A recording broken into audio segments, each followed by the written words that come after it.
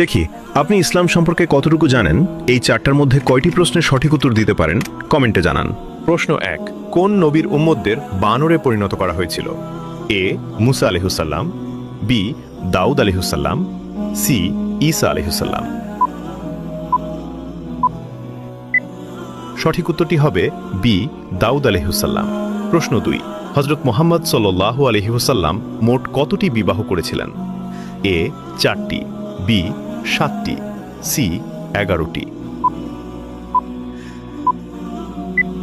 সঠিক উত্তরটি হবে সি ১১টি।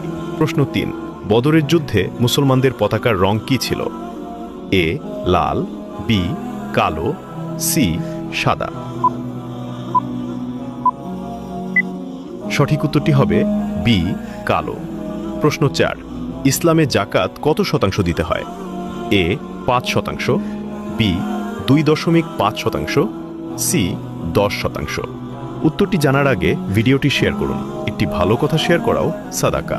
এই জ্ঞানটি শেয়ার করে আপনিও সাদাকায় জারিয়াহার অংশীদার হন। আপনার একটি শেয়ার হয়তো হাজারো মানুষকে সঠিক পথে আনবে।